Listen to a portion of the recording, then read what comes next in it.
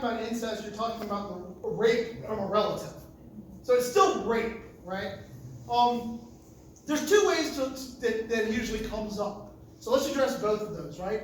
Let's just take the first one would be the first mistake that I talked about people making. They assume the unborn is not the kind of thing that they have any moral duties and obligations to, and it just goes right into it. That happened with one group on a university campus that was angry with me and yelling at me about something. And then in the middle of a conversation, all of a sudden one of them said, "How dare you come to our campus and say that it's fair to force a woman who has become pregnant through rape to have her child? How could you possibly make that argument?" Now, here's the thing about talking about rape. You have to embrace from the beginning that this is a hard question. But why is it hard? Because rape is a terrible moral evil. All right? And so, if you are so insensitive as to not recognize that from the beginning, you've already lost it. We have to go into that recognizing that women and men, anybody who has been raped, has been violated in a way that is up at the upper echelons of moral violations possible. Some people will argue that it's worse than murder, but in that particular case, as we evaluate it morally, it's one of the worst things you can do to another human being. And so and you also have to be mindful, if the person asking you is not a victim of rape, more likely than not, there is a rape victim in earshot that's hearing you answer.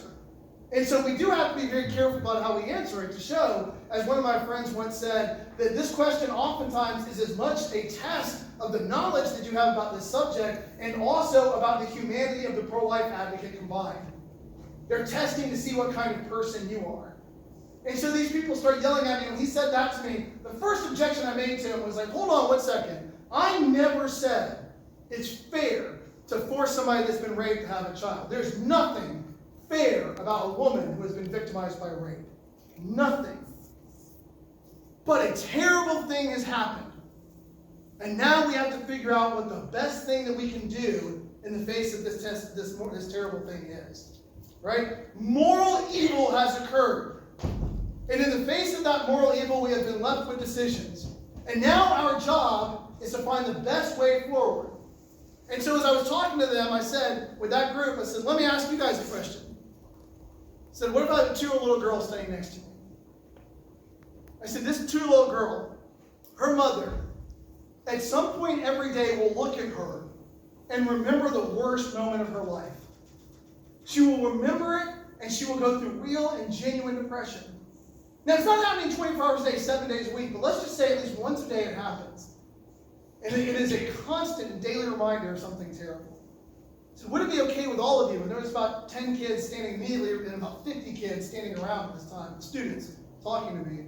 So would it be okay with all of you here if I killed this 2-year-old little girl to relieve her mother of this painful reminder of her past? And every one of them said no. I said, why?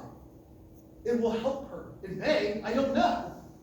But it may help her. It may remove this from her life. And they said, you can't kill human beings because they remind us of something terrible. I said, I agree with you. See, the question is not whether rape is terrible. We all acknowledge that. The question is, what's the best thing we can do with the bad situation we've been confronted with? And I'm not convinced that the best thing we can do is to kill another human being in order to move us along the road.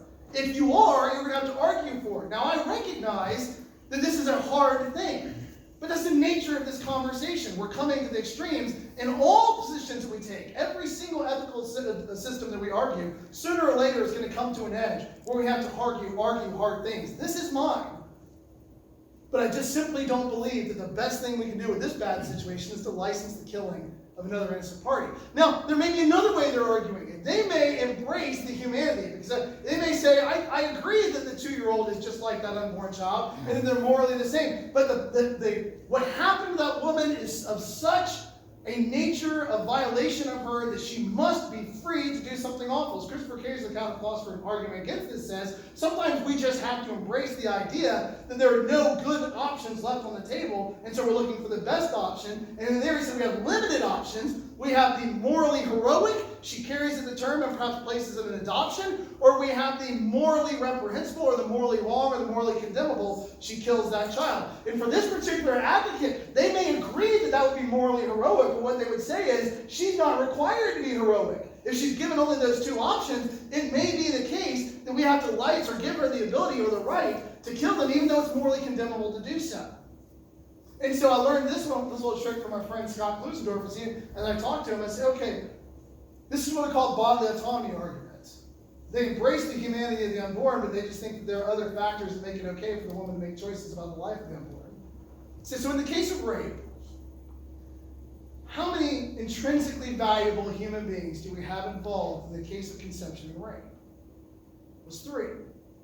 The violator, the man, the biological father, the rapist, the woman, and the child conceived in rape. So the first question I've asked audiences all over this country is I say, okay, I want you to raise your hand if we think rape should be a capital crime, if he should be executed for the crime of rape. The guilty party, the morally guilty party. Now, depending on what part of the country it is, you get a different level of hands that are raised. In the South, you get more, as a matter of fact, generally. Never more than half a room, usually about a third of the room. And then in some other parts of the country, you'll get almost none. You'll get one or two, but not almost none, right? And then that's consistent, by the way. About half of people are against capital punishment altogether, even if they know that the party's guilty and morally of murder and things of that nature. They don't like capital punishment for anything. And the overwhelming majority of people don't like it for rape. Now, so I've got pragmatic reasons for not liking it for rape, because if you think women are already victimized during rape trials, just wait till a human being's life is on the line as far as punishment. They will destroy her in front of everybody.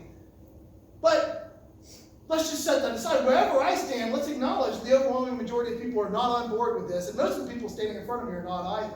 They don't think the person guilty of the moral crime of rape, for the most part, ought to be killed for what he's done. The next question I ask is, so should the woman be killed for being a victim of rape? And I ask everybody to raise their hand if you believe that. Zero. Nobody's ever raised their hand. So I ask why? Well, the answer is obvious, right? She's a victim. She didn't do anything. This was forced on her in brutal, violent, hateful fashion. How could she possibly be punished for something she didn't do? The very idea of it is morally offensive to people. And so I agree. So let's go to the third question. It's not really a question about that. It's because if the overwhelming majority of people in this country don't believe that the man who's actually guilty of the moral crime of rape ought to be killed for what he's done, and no one I have ever talked to in this country thinks that the woman ought to be punished for the moral crime of the man because she's an innocent party, why are so many of us comfortable in talking about killing the third intrinsically valuable human being in this discussion, when they are equally innocent of any crime as the mother and have done nothing to anybody, and you don't even want to kill the father, the person who actually did the crime? We are more comfortable as a culture talking about killing the child who's innocent of the crime than we are about killing the father who's guilty.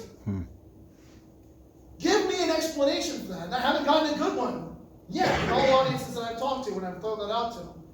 So look, I understand that this is hard. I understand that it's difficult. But we have a moral duty to figure out the best that we can do with the bad situation that we've been given. And you're not asking for permission to cross against the light. You're asking permission to kill another human being. And the bar for that ought to be high. So high that it's almost impossible to attain, and that's to protect us all from being arbitrarily killed or picked by other people.